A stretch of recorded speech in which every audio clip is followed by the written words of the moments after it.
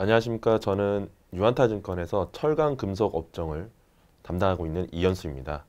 금일은 포스코에 대해서 말씀을 드리도록 하겠습니다. 자세한 내용은 자료와 함께 하시겠습니다. 첫 번째로 중국에 대해서 먼저 말씀을 드리도록 하겠습니다. 지난 4월 중국의 일환산 조강 생산량은 256만 톤으로 역대 최고 수준을 달성을 했습니다. 5월 조강 생산량 같은 경우에는 15일 전후로 발표될 것으로 예상이 되는데 4월 수치를 갱신할 가능성이 있습니다. 이유는 5월 상순과 중순에 발표된 중국의 중대형 철강업체의 조강 생산량이 4월 평균값을 넘어섰기 때문입니다.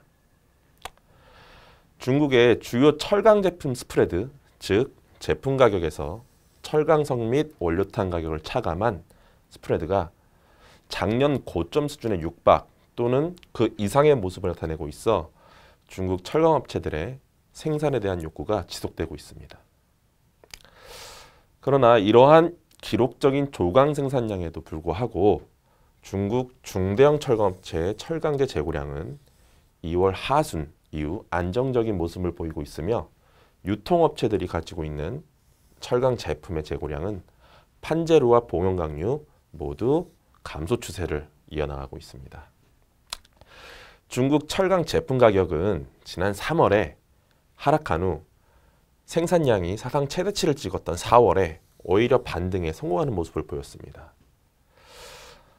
이와 같이 생산량 증가가 공급 측면에서 다소 부담이 되고 있는 것은 사실이나 안정되는 원재료 가격 하에 제품 가격이 지속적으로 상승을 하면서 스프레드가 개선되는 모습을 중국 시황이 보여주고 있습니다.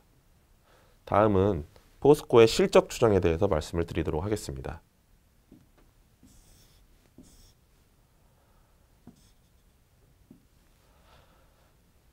지난 2011년 포스코의 별도 영업이익은 약 4.3조 원, 연결 영업이익은 약 5.5조 원을 기록한 바가 있습니다. 2018년에는 2011년 이익을 뛰어넘을 수 있다는 판단입니다. 2011년과 2018년이 다소 다른 점은 2011년의 경우 2분기 이후 4분기까지 이익이 하락하는 국면이었습니다. 그러나 2018년 같은 경우에는 1분기 이후 3분기까지 중국의 철강제 스프레드가 개선된 것을 반영을 하면서 포스코의 분기 영업이익 동안 3분기까지 개선될 수 있다고 생각하고 있습니다.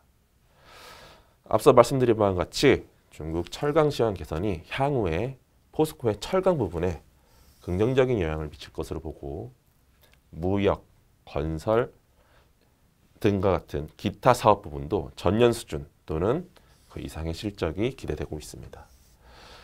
지난 2018년 1분기 포스코의 철강제 판매량이 예상보다 높은 수준을 기록을 했습니다. 약 930만 톤 정도 기록을 했었는데요. 2분기에는 판매량이 다소 감소될 것으로 이제 그렇게 예상이 되고 있습니다.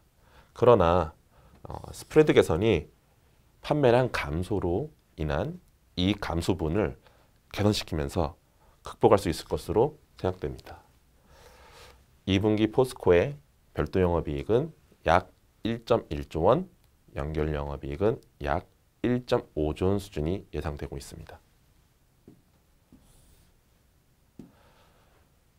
2018년에는 포스코의 주주가 가져갈 것이 많은 해가 될 수 있다고 판단하고 있습니다.